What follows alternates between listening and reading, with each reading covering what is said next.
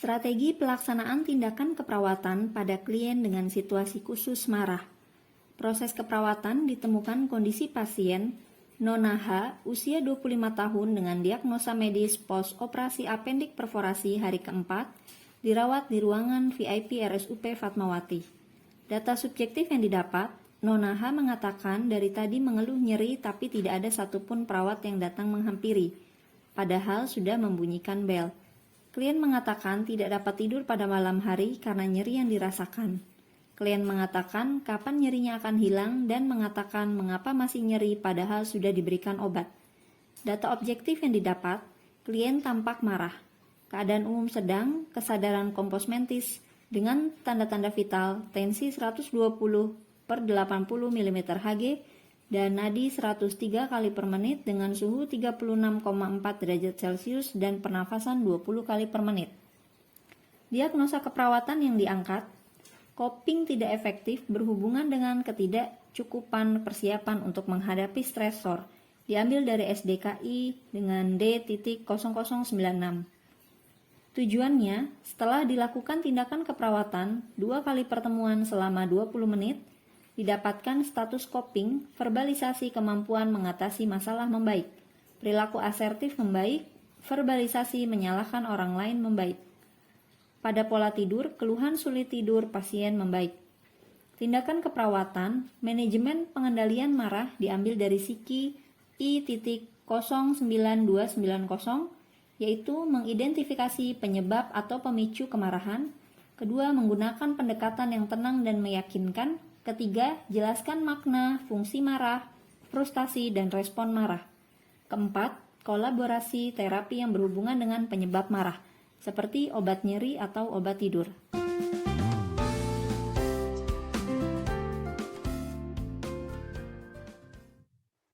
Assalamualaikum Mbak, selamat pagi. Perkenalkan saya Nestri Astuti nih, yang penanggung jawab pagi ini. Ada yang bisa saya bantu Mbak? Gimana sih Mbak? Dari tadi saya mencet-mencet bel, gak ada yang datang ke sini. Giliran ada yang datang, malah pergi lagi. Gimana sih? Sepertinya Mbak sudah membunyikan bel dan memanggil kami 3 kali ya. Apakah keluhannya masih sama Mbak? Iyalah, gimana gak sama. Dari tadi tuh saya sakit. Luka bekas operasi saya tuh masih sakit nih. Saya udah minum obat aja tetap kayak gitu. Terus lagi perawatnya, kenapa sih? Pada kemana sih Mbak? Kami ada Mbak. Kalau boleh tahu, apa yang membuat Mbak marah dan jengkel? Apa karena nyerinya saja? Atau semalam Mbaknya bisa tidur nggak? Atau obatnya sudah diminum belum? Saya tuh semalaman gak bisa tidur karena kesakitan. Lukanya ini bikin sakit gitu loh. Jadi saya gak nyenyak tidurnya. Terus saya juga tadi gak minum obat karena menurut saya sama aja, mau minum apa enggak juga tetap aja sakit.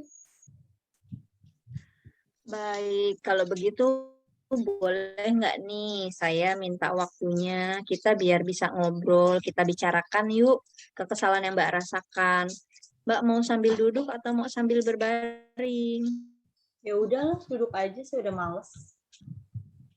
Oke, saya minta waktunya ya, nggak lama kok, sekitar 10 menit. Kita ngobrol supaya keselnya Mbak rasakan ini bisa mereda. Saya juga bisa carikan solusinya biar Mbak nggak kesel dan marah-marah lagi. Bagaimana? Ya udah boleh sus. Oke, tadi Mbak sudah bilang nih, Mbak kesel karena perawatan nggak kunjung datang. Sepengetahuan saya, ini bukan panggilan yang pertama ya dari Mbak, dan kami juga langsung menghampiri Mbak kan? Ya sih sus. Nah, coba saya ingin tanya sekarang, penyebab utama Mbak marah dan kesel apa sih? Ya karena intinya saya tuh udah minum obat, masih tetap aja sakit. Belum lagi saya nunggu makanan. Yang dibawain kakak saya belum datang juga dari tadi. Terus juga tadi perawatnya malah bilang, ya udah nanti saya laporin ke dokternya. Cuma gitu doang. Emang nggak ada tindakan lain apa? Gimana saya ganti kesel coba? Oke, nah Mbak ini kan sudah mengutarakan nih kepada saya bahwa penyebab Mbak marah itu karena Mbak kesel sama kondisi sakit Mbak saat ini ya. Iya. Terus saya harus gimana, Sus? Apa Mbak baru sakit seperti sekarang ini? Iya, ini saya baru pertama kali karena saya sebelumnya nggak pernah dilakukan operasi. Jadi Mbaknya kesel dan marah karena Mbak stres ya dengan keadaan Mbak yang sekarang. Iyalah, Sus, gimana saya gak stres, saya gak bisa main keluar, gak bisa kumpul sama temen. Belum lagi di sini juga gak asik, gak rame. Baik, sebenarnya Mbak sudah mengetahui ya penyebab dari kesal dan marah Mbak itu sendiri. Sebenarnya itu baik sekali. Hanya Mbak belum dapat bisa mengontrol marah Mbak sendiri. Nah, saya coba akan menjelaskan kepada Mbak melalui ngobrol-ngobrol kita saat ini mengenai marah. Boleh? Ya udah, boleh, Sus. Hmm. Jadi marah itu sebenarnya itu marah merupakan perasaan jengkel ya yang timbul karena Mbaknya cemas atau karena Mbak panik dengan keadaan Mbak saat ini.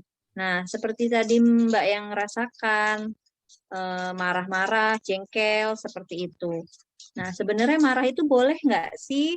Marah itu tuh boleh, tapi marah itu harus asertif. Seperti apa marah yang asertif? Yaitu marah yang terus terang dan bisa mengemukakan alasan serta komunikasi yang baik tanpa harus menyakiti orang lain. Nah, kurang lebih tadi Mbak memanggil kami berkali-kali dengan keluhan yang sama, padahal sudah kami berikan solusi untuk meminumkan obat secara teratur. Nah, kalau Mbak terus-terusan marah, nantinya Mbak bisa frustasi. Nah, frustasi ini nantinya bisa menghambat dari pencapaian tujuan proses penyembuhan Mbak sendiri. Seperti tadi Mbak sampaikan kepada saya, sudah minum obat tapi tidak hilang. Akhirnya obatnya tidak diminum secara teratur. Nah, kalau obat yang tidak diminum secara teratur, efeknya obat itu jadi tidak maksimal. Dan tidur Mbak pun juga jadi terganggu jadinya karena nyerinya. Nah, betul apa tidak, Mbak? Seperti itu.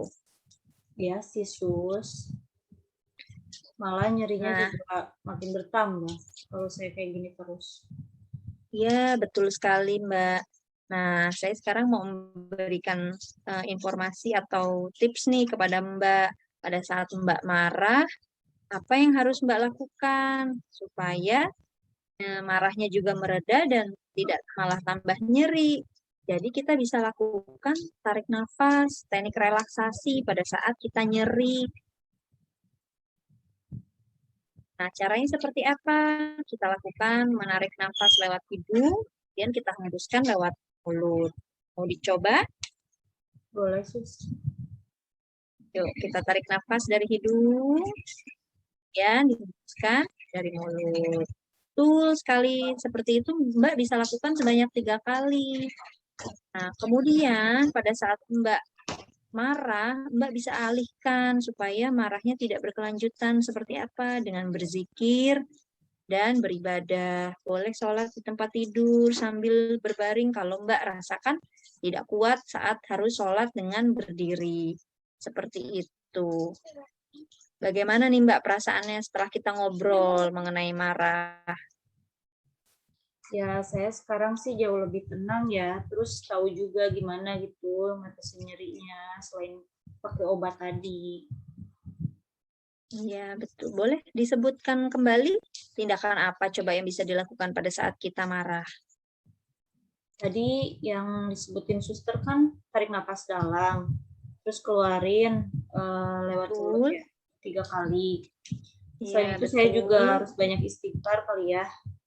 Terus saya Betul. juga bisa lebih mendekatkan diri ke Tuhan ya dengan cara sholat. Betul sekali. Nah, kalau akibatnya dari marah yang tidak bisa kita kontrol apa? Ya, jadinya saya juga nambah sakit sih.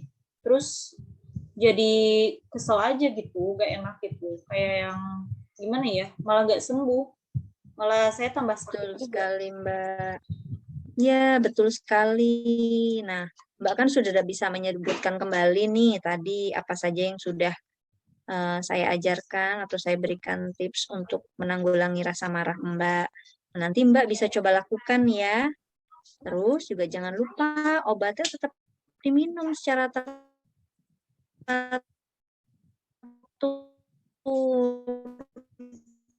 supaya bagaimana Mbak? Iya, makasih ya Sus. Baik, nanti saya juga akan laporkan ya ke dokter apabila Mbak masih kesulitan untuk beristirahat tidur pada malam hari. Dan obat nyerinya nanti akan saya laporkan lagi kepada dokter apabila memang Mbak rasakan nyerinya tidak berkurang. Nah, semoga apa yang kita obrolkan tadi bisa membantu Mbak ya untuk mengatasi marah Mbak, sehingga Mbak tidak jengkel dan kesal lagi. Semoga lekas sembuh. Nah, bila ada nanti yang ingin diperlukan atau bisa kami bantu, silakan pencet bel ya. Nurse kembali ke nurse station dulu di depan. Assalamualaikum. Makasih ya Sus. Waalaikumsalam.